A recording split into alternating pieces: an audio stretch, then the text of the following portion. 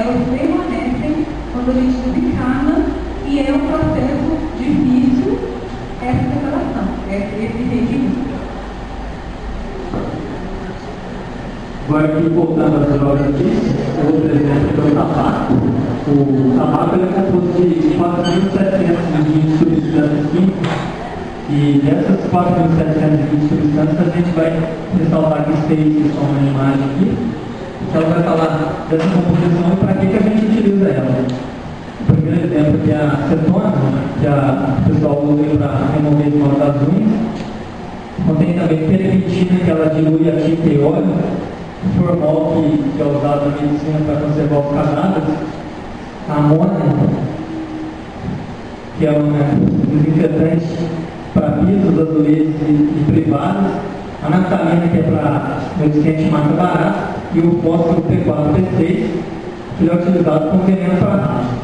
Aqui vale ressaltar que o fumante, ele não faz mal somente para ele faz mal também para o próximo, que é conhecido como fumante passivo.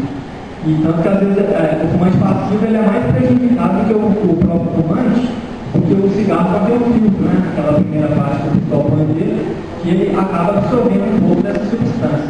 Já a pessoa que está do seu lado, que vai aspirar ali a própria fumaça, ele já não vai ter nada de filtro, ele vai pegar a própria substância. E esse aqui é o último exemplo de droga física, e vale a pena lembrar que, apesar de você poder usar e comprar essas drogas físicas, né, elas também fazem mal para o organismo. Apesar da lei não prevê que é crime, mas elas fazem prejuízo para o organismo.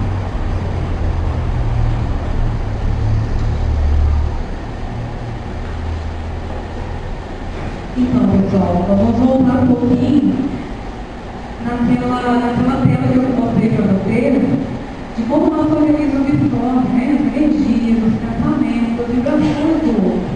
E o André Luiz, no livro O Preço da Vida Eterna, ele acrescenta que nesse metabolismo também serão inseridos todos os elementos químicos que nós inserimos no nosso corpo. Né? Então, ele nos diz o seguinte, ó, qualquer droga no campo infinitesimal dos núcleos celulares se transmitir pelas propriedades elétricas do veículo. Então, todo medicamento que nós tomamos, ele age no nosso comportamento. A gente não toma um antidepressivo e ele nos ajuda a melhorar.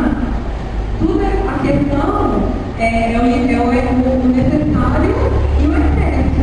Né? Nós estamos tomando medicamento, veja bem, nós não estamos dizendo que tomar medicamento é errado. Né? Nós estamos dizendo que o excesso, a automedicação, o vício desses medicamentos é que promove o equilíbrio. E aí ele vai promover situações mais complicadas, fisicamente e espiritualmente. Então, o medicamento indicado pelo médico, nas dosagens corretas, nós devemos utilizar, porque é a medicina terrena nos ajudando a equilibrar, a curar os doenças do nosso corpo, a nos manter saudáveis.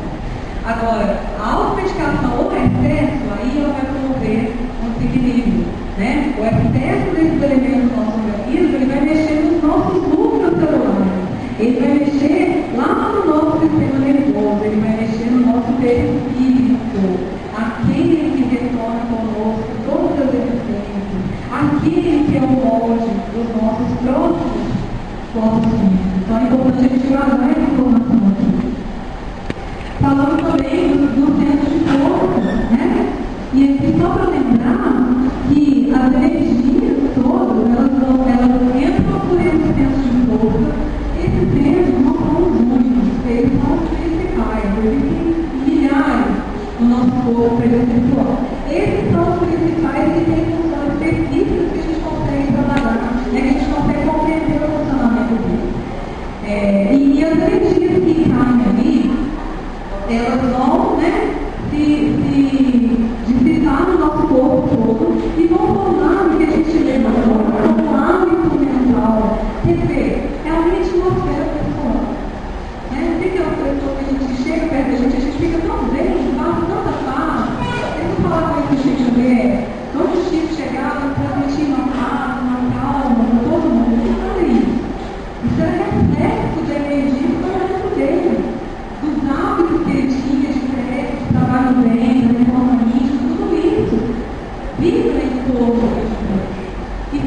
detectar em média, o seu hábito mental, a atmosfera particular de cada um.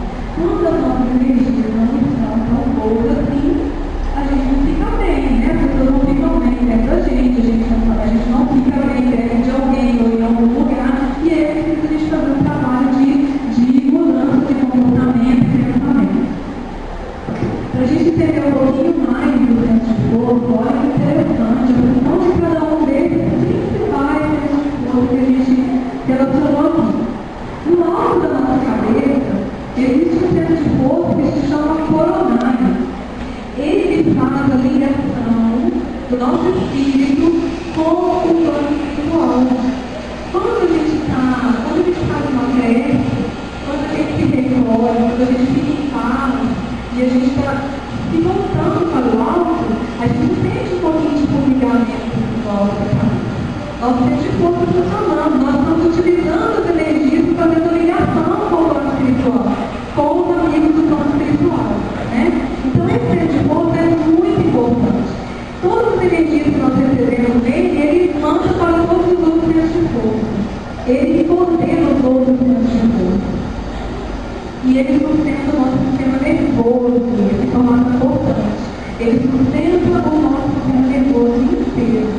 Né? O frontal é um centro de força que fica nessa região da nossa testa. Ele rege o nosso pensamento, a nossa produção intelectual, a nossa inteligência. O que nós estamos fazendo com a nossa inteligência?